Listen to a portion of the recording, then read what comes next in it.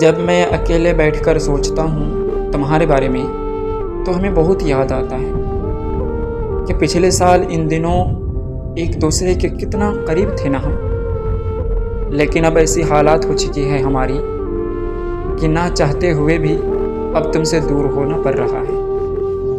सच कहूँ तो दिल बहुत करता है तुमसे बात करने को, लेकिन फिर ख्याल आता है हमें कि तुम अब परेशान होने लगे हो मेरी बातों से, इसीलिए अब तुम्हें परेशान नहीं करना चाहता हूँ मैं। लेकिन क्या कभी ख्याल नहीं आता है तुम्हें हमारी पुरानी बातों का, जो कभी साथ में किया करते थे हम दोनों? तुम तो वो थे ना जो मेरी तन्हाई को भी समझ जाते थे। फिर ऐसा क्या हुआ है तुम्हें जो अब मेरे इतने समझाने पर भी मेरे हालात नहीं समझ में आ रही है आपको?